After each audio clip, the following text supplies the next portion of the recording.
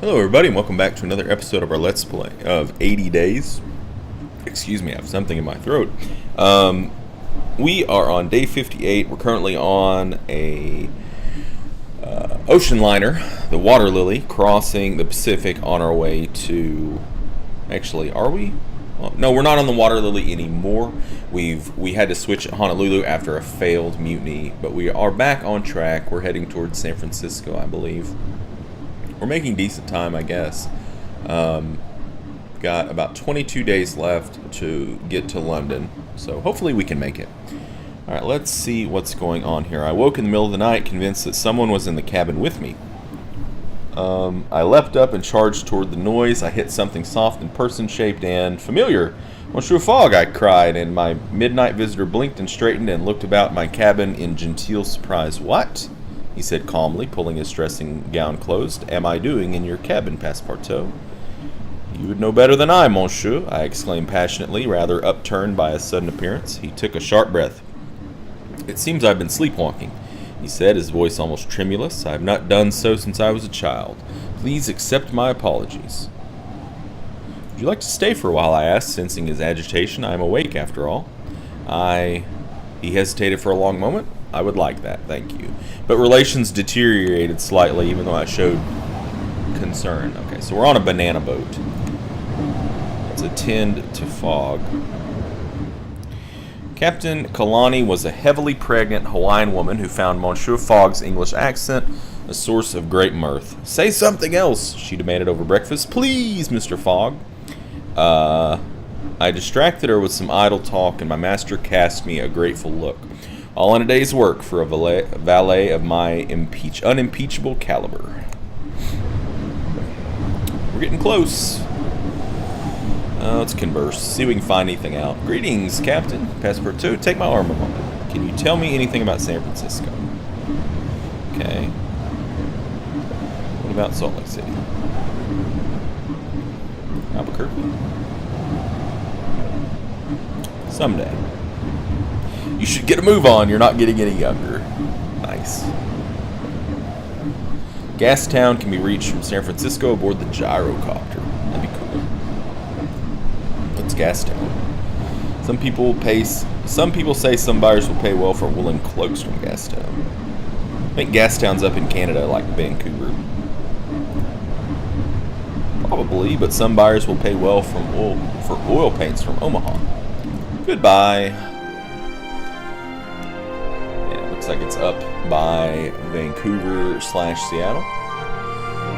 Nice, so we found a connector. Another connector, I guess. So if we don't want to go south from San Francisco, we don't have to. Fourth day aboard our barge passed quietly. Captain Kalani moved slowly around deck, her profile jaw-dropping large. What do you do when we dock? She breathed. Not a day before, I should hope. The blush in her cheeks belies her excitement. It is a marvelous thing. Day 60, Monsieur Fogg murmured that night in his sleep. And still some distance yet to travel. That is true. We arrived in San Francisco without any further incident. Good. I was worried she was going to have her kid. Okay, what can we sell? The accordion. Magnifying glass. What do we got here? Buffalo hide. Wax cylinder. Smith & Wesson. Dice. Cotton flower. Harmonica. Let's take a moment and look at our... Let's depart. Okay, let's see. Well, I don't think we're going to be going to Chicago, but New Orleans is a pretty good bet at this point. So this is worth at New Orleans. How many suitcases can we take? 4. How many here?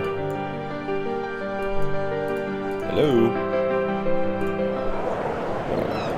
We're just going to get them. So anything that is valuable in New Orleans, we're going to grab. What happened to our... Can't get an extra suitcase here? Is that what's going on? Strange. I don't really think we need to explore. Parts tomorrow, what could we do? At 4 p.m.?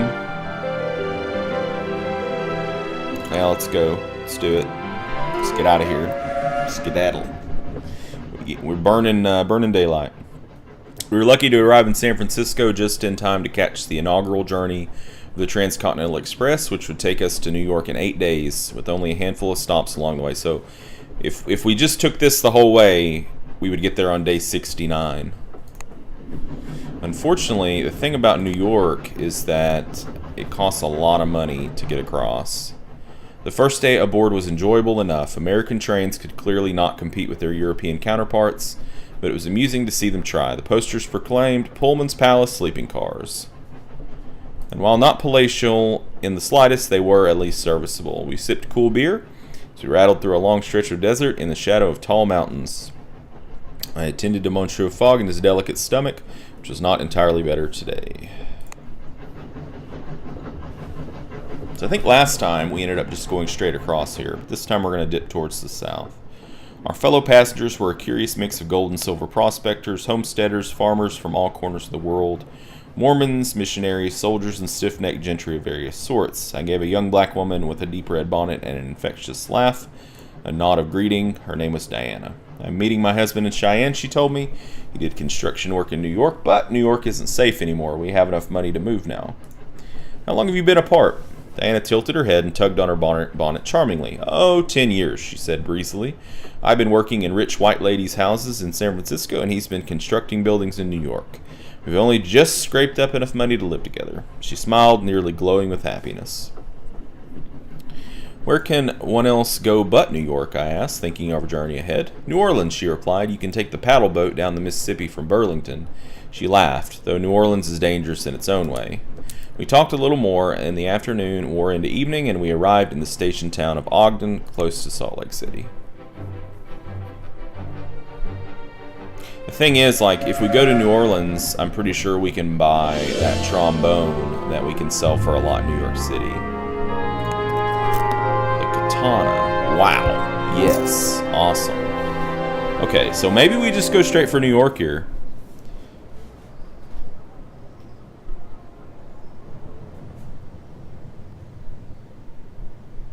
Let's take the hooded cloak.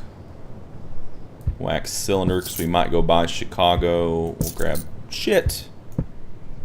That's not what I wanted to do. Just in case. We'll take some of this stuff. We've got a good amount of money now. Our completed city dweller set should help. Alright. So the hope here is that we can get over to New York City. Right? Perhaps Saturday, Sunday, next Sunday. Are you kidding me? Alright. Next Sunday? Are you kidding me? Why is it going to take that? It departs in 5 days. Surely we can adjust that. Surely we can adjust that.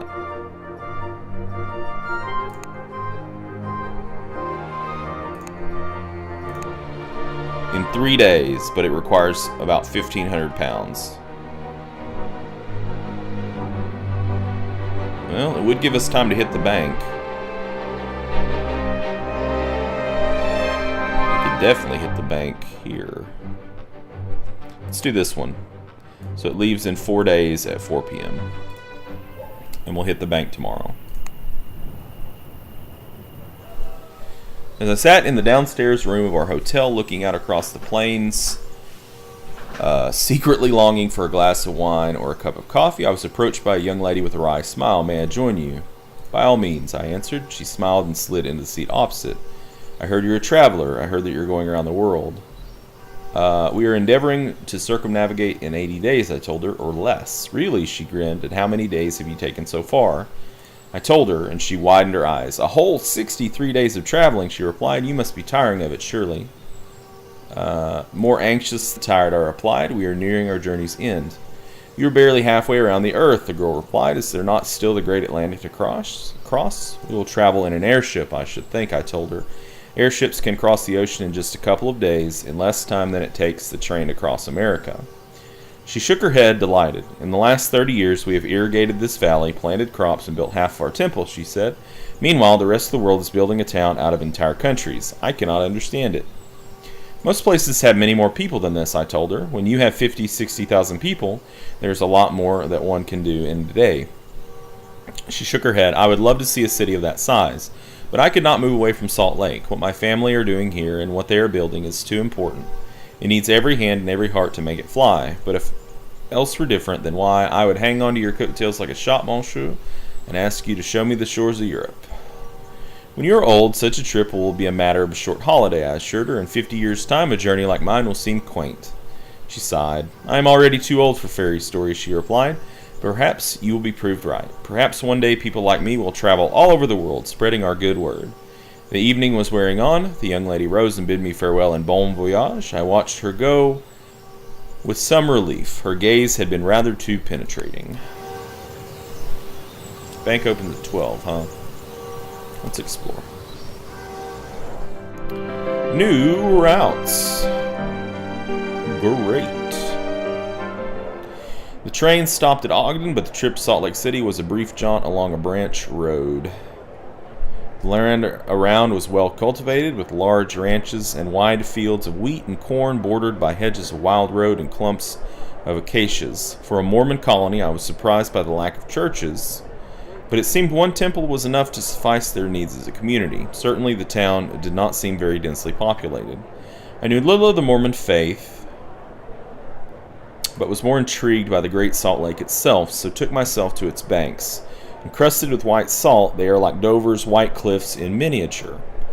The lake shore was utterly deserted, and for a moment I could have walked across the surface of the moon, and in short order I found the place oppressive in scale. This country, to the European eye, was simply too big. I returned to the cafe where Fogg waited post-haste. So we're going to hit the bank. So we're leaving Thursday? Monsieur Fogg looked somewhat weary. We must again make a demand upon the bank, I fear, he declared. I regarded the manager of the local financial institution, a small woman who met us with greedy enthusiasm. You wish to make a withdrawal, the manager asked. You may have to wait a few days. Let's just go ahead and get the £1,000, I think. I don't think we're going to need a whole lot more than that, hopefully. Because we're going to be leaving to go to Burlington in 3 days at 4. Says we could negotiate it, huh? Could leave tomorrow. We don't want to do that. Tomorrow we gotta get the money.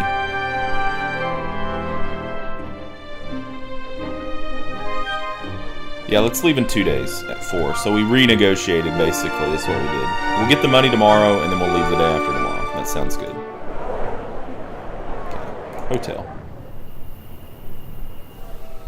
We passed an anxious night. With our 80-day deadline looming, every sunset seemed to carry extra weight. Before going to bed, I helped the kitchen staff to clean, earning £44. Alright, so let's skip forward to the bank and get our money. Very good. And then I wonder if we could shift this forward again today. We could leave today at 4. Let's do it. Let's go. We need every day that we can get at this point. We boarded the Transcontinental Express at Salt Lake City for the long journey eastward across the continent. Hello, Monsieur Durant. Tell me about Burlington. Keep talking, he says. Burlington to Washington? Seems unlikely, huh?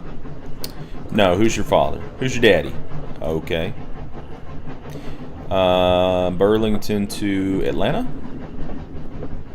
You can obtain skyscraper blueprints in Atlanta that would sell for a fortune in Lisbon. Interesting.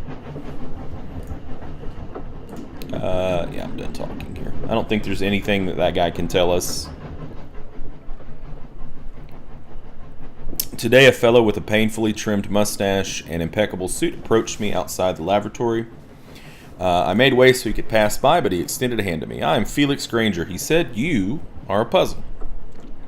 I was utterly flummoxed. "I? A puzzle?" I repeated in consternation. "Monsieur, I am a simple man whose past is an open book." "Oh, no. Do tell me how you came to be on the Transcontinental. Thereby hangs a tale, I can tell, good sir."